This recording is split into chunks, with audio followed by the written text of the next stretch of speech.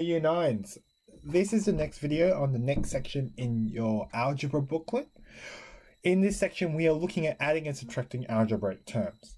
Now, in the first section, we had a look at what the parts of algebraic expressions were. So we talked about coefficients, polynomials, terms, and also constants. We're identifying those. We're writing algebraic expressions. In this section, we're looking at actually how do we make use of that algebra. So we're going to be working with that algebra and doing some operations with it. In particular, we're adding and subtracting. Now, in order for us to do that, we need to understand a key idea called like terms. Now, like terms contains the same polynomial factors. So if you remember from last lesson, we talked about what terms were. Terms were parts of algebraic expressions, which were separated by plus and minus. You can kind of think of these as your segments or parts of your algebraic expression. So these are your parts of algebraic expression. Now, like terms are terms which have the same polynomial factor. So same polynomial factors. What this means is they have the same letters and powers. So the letters need to have the same powers, and they have to have the same amount of those letters. So underneath here, I have 4 sets of these types of terms. I've got 4 sets of algebraic terms, and what I'm going to do is I'm going to go through them and explain to you which ones are like terms and which one are unlike terms.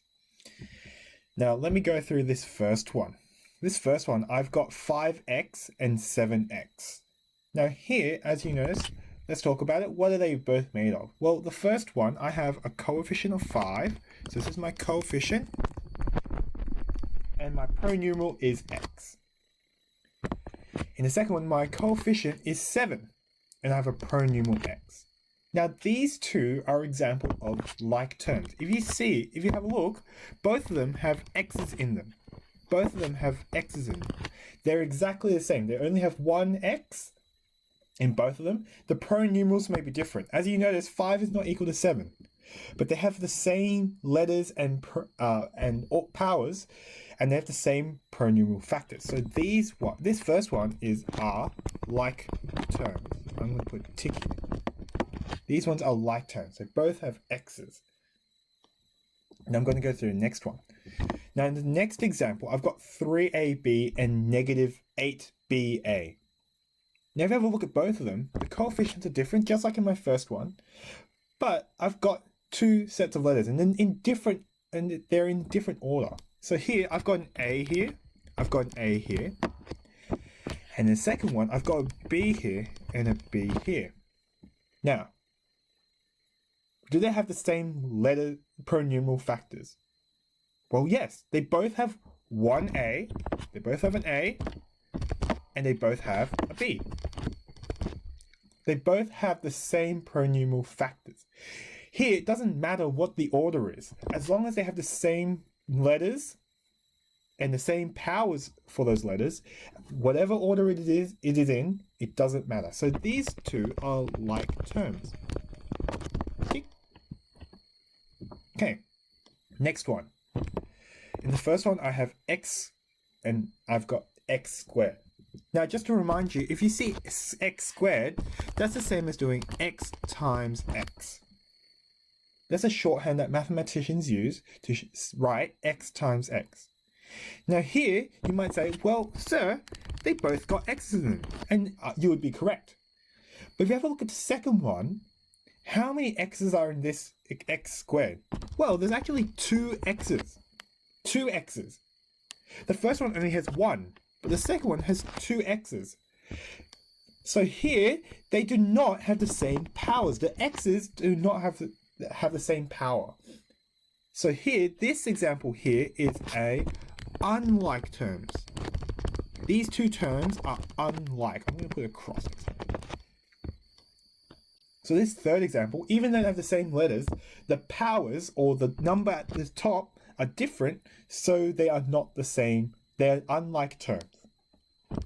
Okay, final one. Hopefully you've gotten the pattern here. I've got x, y, and x. Now both of them have an x. That is great. But the first term has a y. The second term doesn't have a y. So here, as you can probably guess, these are unlike terms. Unlike terms. So like terms need to contain the same pronumeral factor. As the second one example showed, it doesn't matter what order the factors are in, as long as they're all there, they are like terms. And as the third one showed us, you have to have the same powers as well. It's not good enough just to have x in all the terms, you have to have the same powers of x. Now you might be wondering, well, sir, why do we need these like terms? Well, if we're adding and subtracting algebraic terms, we can only combine like terms together. So let's have a look underneath. In algebra, like terms can be collected to become a single term by adding or subtracting the coefficients. The main thing here is you're adding or subtracting the coefficients. If you remember the coefficients, as I said earlier, it's just a number before the pronumerals. The number before the pronumeral. So what we do is we either add them or subtract them. So I've got two examples here. 5x plus 7x. So what I'm going to do is I'm going to first identify if these are like terms or not. Let's have a look. This first term has 1x. This second term has an x. Do they have the same power? Yep. They both have the same power. There's nothing up there. So they both have the same power. It's a power of 1 actually. Now because they have the same power and we have the same pronumeral factors, they are like terms. Yay, we can add them together. So what we do is we look at the numbers. I've got a pronumeral of, we have a coefficient of 5 at the front of the first one, and a coefficient of 7 in the second one. And look at the operation between them. I'm going to add the two. So here, all I'm going to do is I'm going to add the two numbers. 5 plus 7 gives me 12. So I'm going to get 12x altogether. When I add the like terms, all I do is I add the coefficient. I don't do anything, as you notice, I don't do anything to the x. It stays the same. It's not x squared, it's not x2x.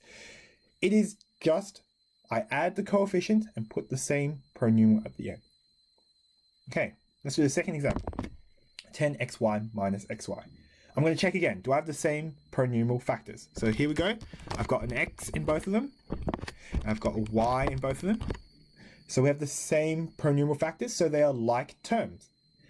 Now, what I do is I add or subtract the coefficients. So I'm going to look at the number before my pronumeral. If you have a look here, the number before xy in the first term is just 10. But in the second term, there doesn't seem to be any number before my xy. If you have a look here, there's no number here. What am I going to do? Well, if you don't see a number before your pronumeral, what it means is that mathematicians have hidden a sneaky little 1 here. Mathematicians are notoriously lazy. We don't like writing things if we don't have to. So here, when we just write xy, it's implied that xy just means 1xy. We don't like writing that 1. It's a waste of time. So I've got here, it's 10xy minus 1xy.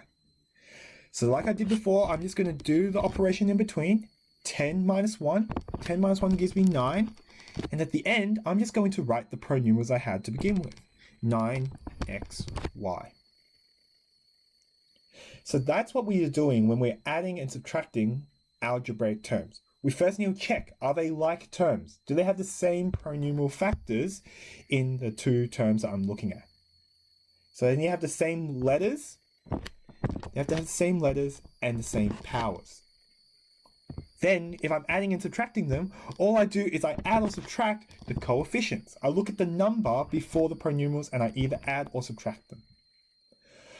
What I'm going to do is I'm going to go through the examples in that chapter for you to have and help you out through those examples.